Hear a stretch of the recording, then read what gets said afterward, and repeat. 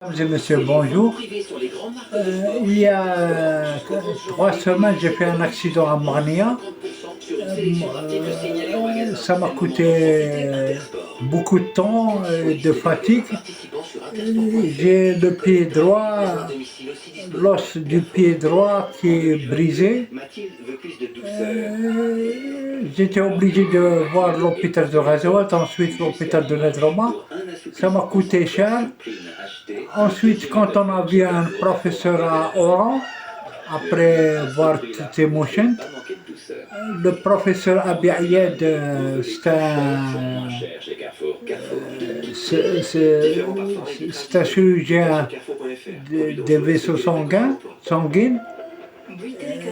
Quand il m'a fait le Doppler, il m'a dit il n'y a pas à s'inquiéter, il faut rester au minimum 2 mois, l'os il va prendre sa place. Alors, durant ce congé maladie, j'ai fait un tableau de Razaouat. Ce tableau-là représente les deux frères de Razaouat, le port de Razaouat, qui s'appelait au temps des Français les Prislab. Pourquoi j'ai dessiné ce tableau? Parce que moi, quand j'étais au primaire et au moyen, au secondaire, on reçoit des livres d'histoire et ils nous ont jamais parlé de l'émir Abdelkader. Il faut savoir, mes frères, que l'émir Abdelkader a été exilé de ce port-là à Razaouat, c'est de montagne, ça s'appelle les deux frères. De ce port-là, l'émir Abdelkader, la France l'a exilé vers la France. Ensuite, je ne sais pas si c'est son souhait, l'émir Abdelkader, ou le souhait de la France, quand elle a peur de lui, elle l'a exilé à Damas, en Syrie. Elle l'a exilé en Syrie par bateau, parce qu'il n'y avait pas d'avion à l'époque, les années 1830, il n'y avait pas d'avion. Elle a exilé l'émir Abdelkader vers Damas. Alors, c'est ça le port de Razaouat, d'où l'émir Abdelkader a été exilé vers la France. Ensuite de la France vers Damas. À l'époque de Chedli Benjdid, les années 80, comme on avait une chaîne télé, Algérie Télé, je poursuivais les informations. On n'avait qu'une seule chaîne. Je poursuivais les informations et je trouvais qu'une communauté musulmane aux États-Unis qui a appelé un village El Kader. Et cette famille américaine, elle est venue à Alger. Ensuite, elle a visité Mascara. Cette famille musulmane américaine, elle a appelé leur village El Kader, sur l'émirat El Kader. Alors, monsieur, bonjour. Je m'excuse de cette interrompre. Alors, comme je disais, c'est le port de Razaouat, Prislam, d'où l'émir Abdelkader a été exilé vers la France, ensuite à Damas. L'émir Abdelkader, c'était un bonhomme instruit, il a laissé plusieurs ouvrages, c'est un combattant.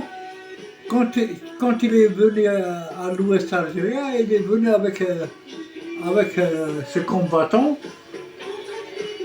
Alors à Damas, l'émir Abdelkader, d'après ce que j'ai écouté, il a ramené que des filles. Et quand il s'est marié, il a ramené que des filles. Je ne sais pas combien de filles il n'avait pas de garçons. Et ces filles-là, ils l'ont ramené des petits garçons, des petits-fils. Alors, quand l'émir Abdelkader a trouvé exil en France, ensuite la France a peur de lui, elle a exilé vers Damas. cette plage-là, c'est une plage. C'est la France qui a construit le port de Prislam. Ça, c'est les deux frères. Voilà, je souhaite que je ne vous ai pas attrapé beaucoup de temps. Je souhaite que l'Algérie prenne conscience de l'histoire de l'émir de Kader et qu'elle enseigne à leurs enfants d'où l'émir de Kader a été exilé et de son histoire. Alors, comme je disais,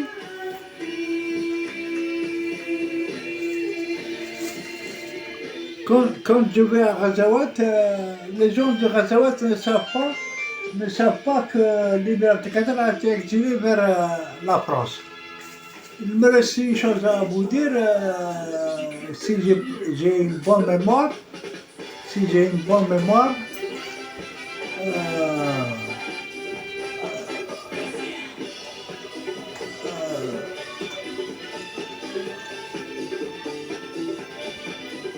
moi, quand j'étais enfant, à l'école, à Oran ou à Tiaret, tous les livres d'histoire, je ne savais pas que l'émir Abdelkader a été exilé des deux frères de Ghazawat. Voilà, je souhaite que je ne vous ai pas attrapé beaucoup de temps. Je souhaite... c'est une petite explication d'après mes œuvres que je tournais avec eux, que j'ai appris ça. Voilà, je vous souhaite bonne journée. À bientôt, à une autre fois, Inch'Allah.